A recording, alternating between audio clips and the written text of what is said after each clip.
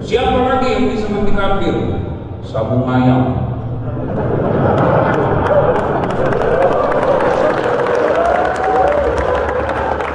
Ada juga di sini. Dikejar sama polisi. Jangan lari, masih lari. Polisinya nggak bisa kejar. Kenapa? Perutnya besar.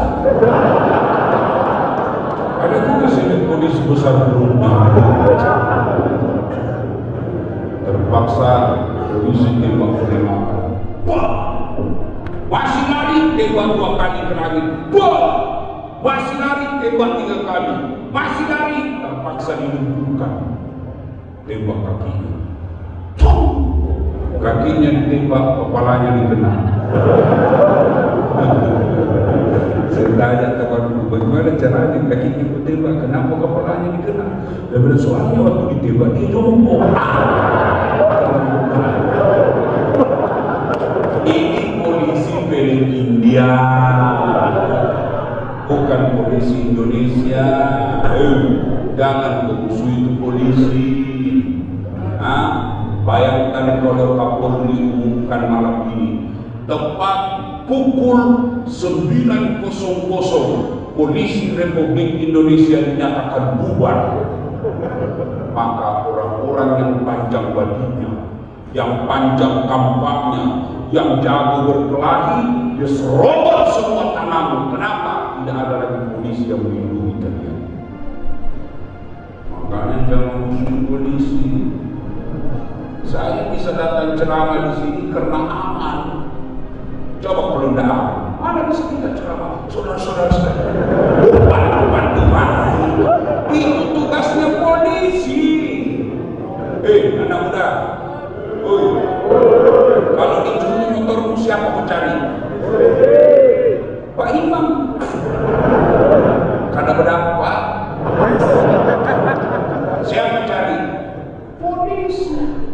Saya pergi ceramah, macet mobil, tidak bisa maju, tidak bisa mundur. Saya baca surah Yasin.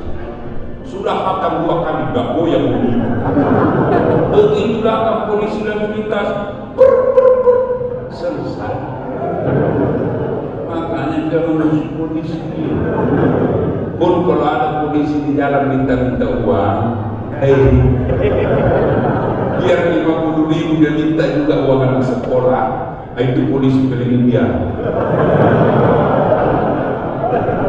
Ucap, kau melanggar, kau dari ini rambu-rambu. Saya lihat Pak, kenapa kau melanggar? Saya tidak lihat Bapak. Kenapa kau tidak lihat saya? Soalnya Bapak sembunyi di tikungan.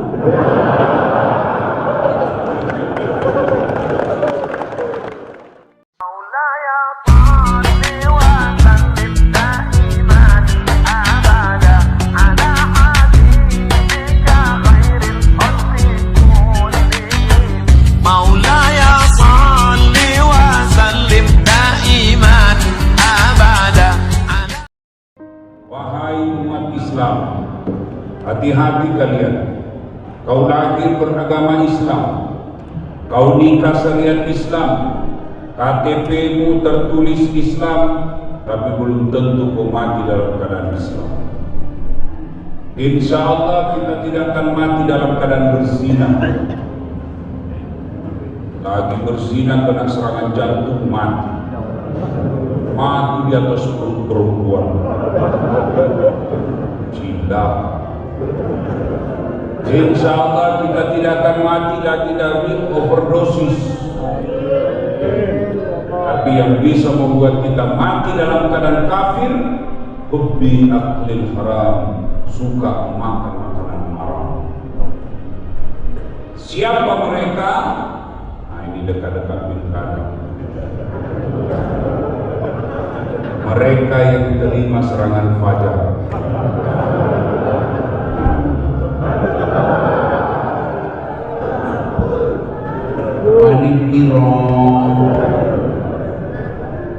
Ya, Pak, kalian tidak akan miskin dengan menolak uang 300.000 pilkada. Dan kalian tidak akan kaya dengan menerima 500.000 uang pilkada. Yang pasti Sogok menyogok begitu membuat mukaku nanti di padang mahsyar seperti anjing.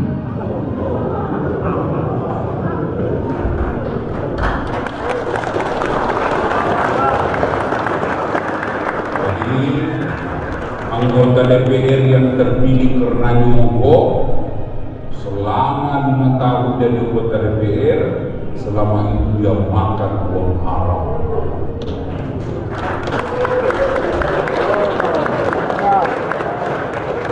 Ada begitu di sini. Ada di kabupaten kita terpilih karena nyogok.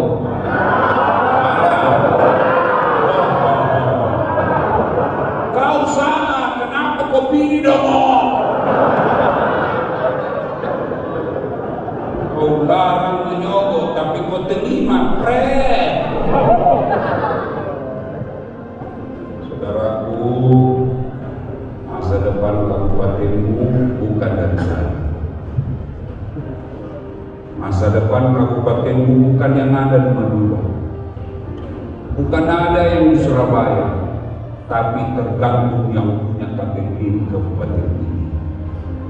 Kabupaten ini ada sawitnya, ada gasnya, ada nikelnya, ada sumber besinya. Tapi kalau pilih pemimpin yang dongo, beleng-beleng, buntu, geblek, kau akan menjadi penonton di kabupatenmu yang kaya-kaya. Makanya jangan pilih sogok, ya. Kau sudah makan uang sogok, tiba-tiba tabrak mobil, mati, kafir kau. Siapa lagi yang bisa mati kafir? Sabung ayam.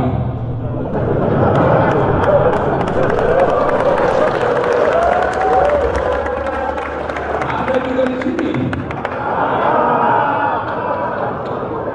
Dikejar sama polisi.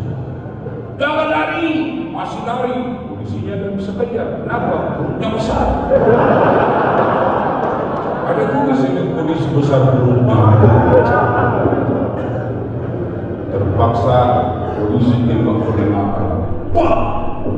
Masih lari, tembak 2 kali ke langit. Masih lari, tembak 3 kali. Masih lari, terpaksa dilumpuhkan. Tembak kakinya. Kakinya ditembak, kepalanya dikena. Saya tanya temanku, bagaimana caranya kaki ditembak, kenapa kepalanya dikena? Dia bilang, soalnya waktu ditembak dia jongkok.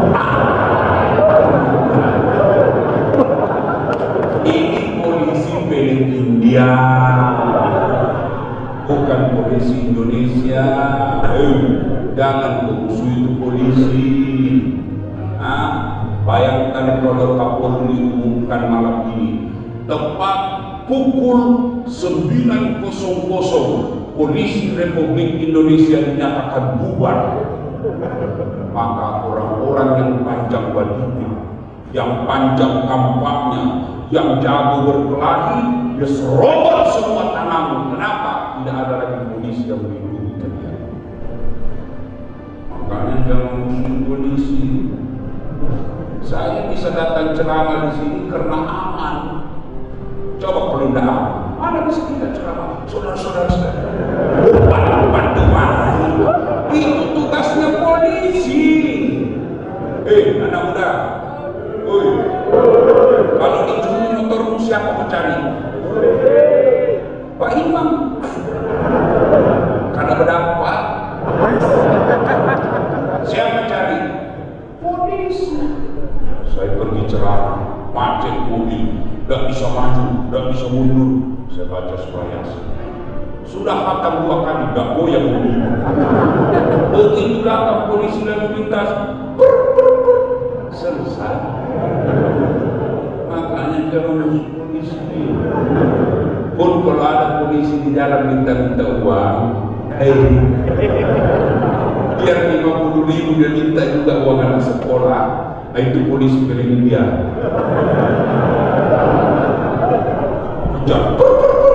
Kau melanggar, kau dari ini ramu-ramu. Saya lihat, Pak. Kenapa Anda? Saya tidak lihat Bapak. Kenapa tidak lihat saya? Soalnya Bapak sembunyi di tikungan.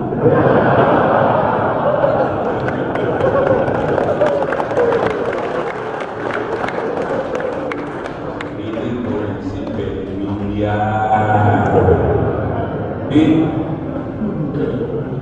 وقال إذا بسم الله الرحمن الرحيم يا أيها الذين آمنوا ادخلوا في السلم كافة ولا تتبعوا خطوات الشيطان إنه لكم عدو مبين. Wahai orang-orang yang beriman, masuklah engkau ke dalam Islam secara sempurna, bukan Islam pencitraan, bukan Islam pilkada. Ini kalau mau pilkada itu politisi langsung penampilannya kalau ustaz, pakai songkok, pakai gamis, pakai serban, teriak Allahu Akbar. Begitu selesai dipilih tidak pernah datang di masjid.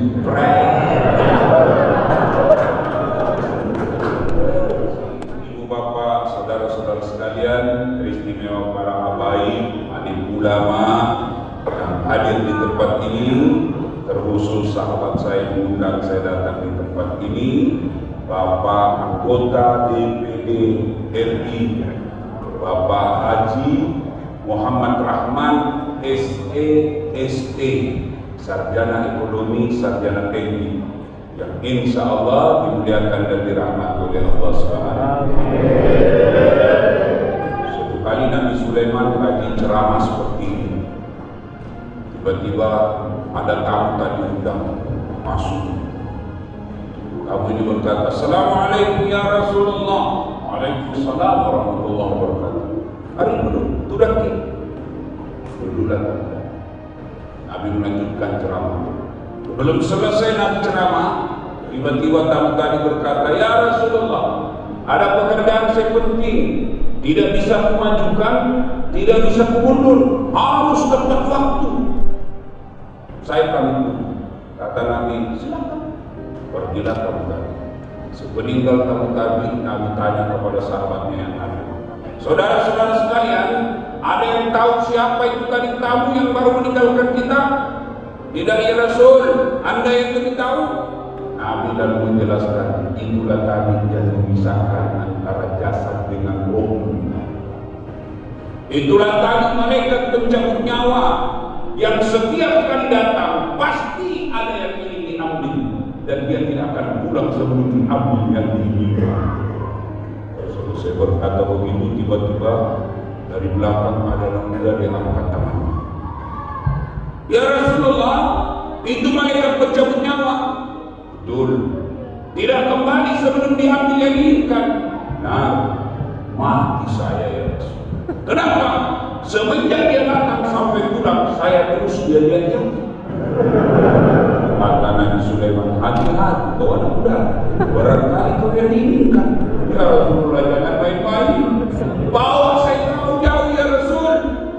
Dan Nabi, baiklah, saya bawa ke jauh. Angin, tolong kau terbangkan anak muda ini.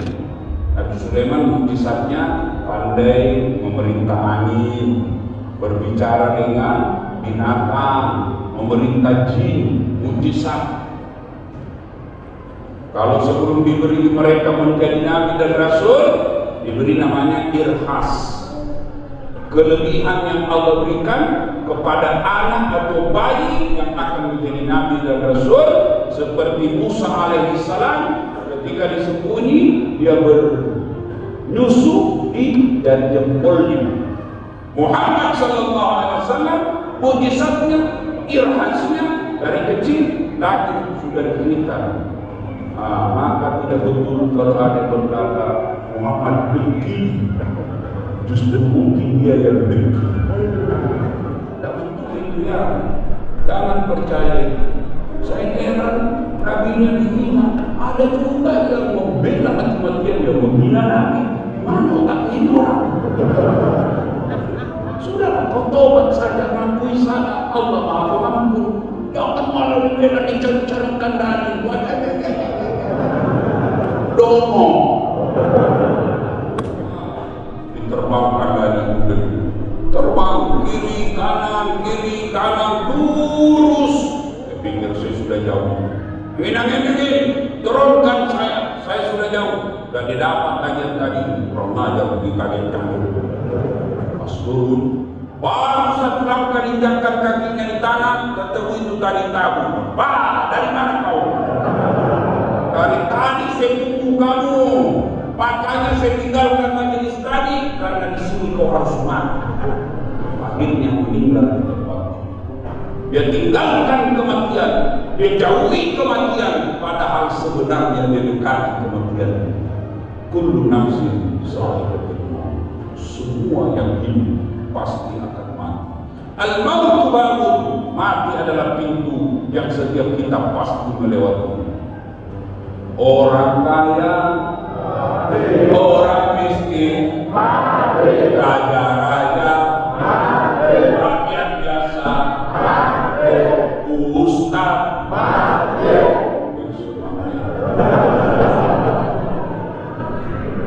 semua mati. Mau ustaz, mau ulama, mau perampok, mau bupati, semua mati. Bila tiba saatnya pasti mati. Muka-muka sekarang ini mau semua saudara. Tentara mati, polisi, orang kaya, ustaz di belakang sendiri. Nah, ketika kita sudah meninggal, kata Nabi, putuslah semua-semuanya. Putus semua-semuanya. Tidak bisa lagi kau sholat, tidak bisa lagi kau puasa, tidak bisa lagi kau tahajud, tidak bisa lagi kau bertobat. Putus amal-amalmu kecuali tiga yang disebut amal jariah. Apa itu? Satu, anak yang soleh dan soleha. Bapak punya anak di pondok, itulah amalmu nanti yang mengalir terus menerus. Bapak punya anak anggota DPR, tapi koruptor, nah itu nanti dosanya juga dikirim terus ke kamu. Bila malaikat itu lagi nampak, itu ada tanda-tanda koruptor.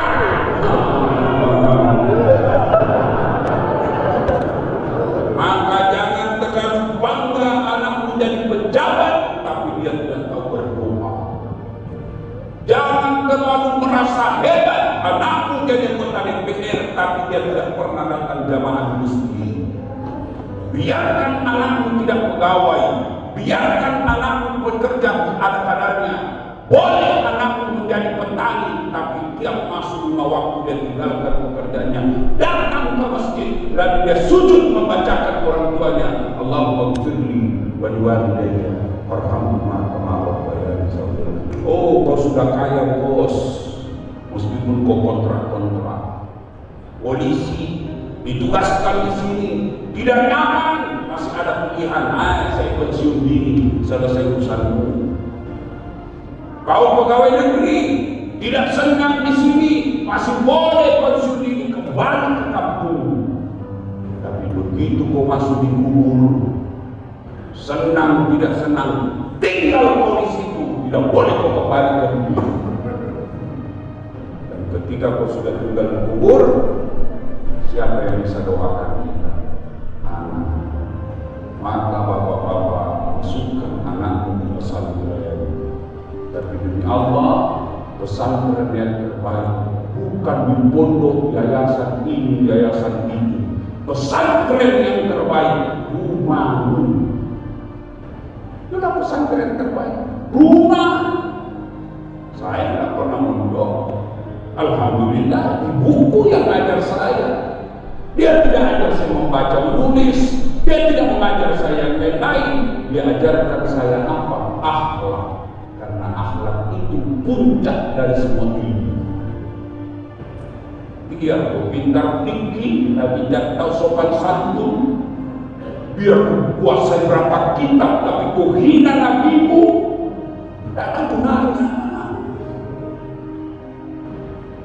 Nah inilah,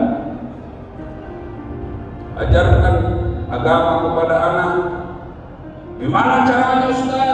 Nah, buka itu surah Luqman. Belajar cara mendidik anak.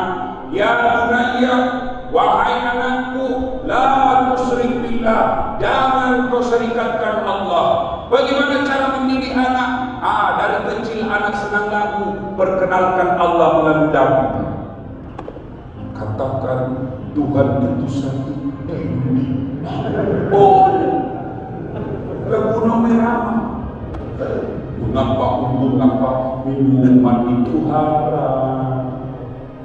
Karena merusak kepikiran.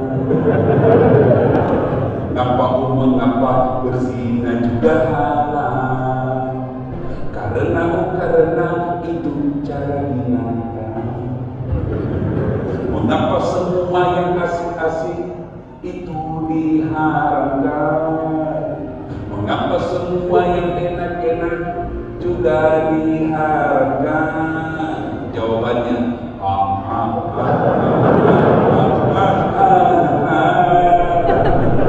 itulah perangkap setan, umpannya ialah bermacam-macam kesenangan.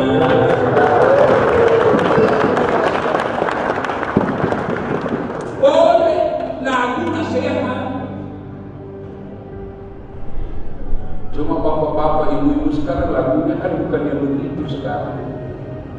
Bilang lagunya anak dakwah. Kita dulu lagunya memang bapak-bapak kan nasihat. Mungkin Tuhan mulai bosan melihat tingkah kita yang selalu salah dan bangga dengan dosa-dosa. Itu lagunya dulu. Aku jauh, engkau jauh, aku dekat, engkau dekat. Itu lagunya dulu. Sekarang lagunya ibu-ibu apa? You I know. Bele-bele.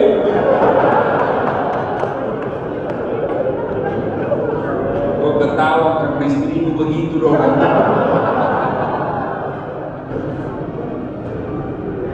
Nah, tuh, maka ajari anak kita agama supaya begitu bapak dikubur, anak kita akan berdoa, Allahumma firli wal walidayya warhamhuma kama rabbayani shaghira.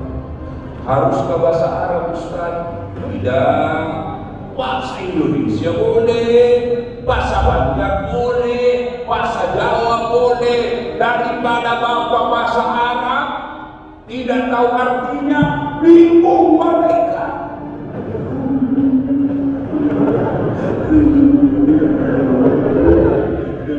Kenapa bangsa Tuhan ini bubuhan Banjar apa maksudnya? Dia doa, mau minta doa untuk bapaknya, dia minta doa untuk hujan. Bingung mereka. Boleh. Untuk orang tua sudah meninggal, apalah kau doakan? Ya Allah, ampuni dosa orang tua. Terima amalnya. Ada amal yang tidak diterima? Ada. Amal caleg. Maksudnya apa Ustaz? Sumbang jilbab supaya dicoblos, sumbang beras supaya dicoblos. Nanti dia kata, ya Allah, mana sarungku? 5.000. Malaikat bilang pencitraan Tuhan. Maka kita doa, ya Allah terima amal ibadahnya. Yang ketiga kita mohon lipat gandakan segala kebaikannya. Dan yang keempat, lapangkan alam kuburnya, jadikan kuburnya sebagai taman-taman surga. Itulah gunanya anak-anak diajar agama. Begitu bapak meninggal masuk kubur, setiap sujud anak kita berdoa, Allahumma ighfir wal walidayya warhamhuma kama rabbayani shaghira. Kalau anak kita anak soleh,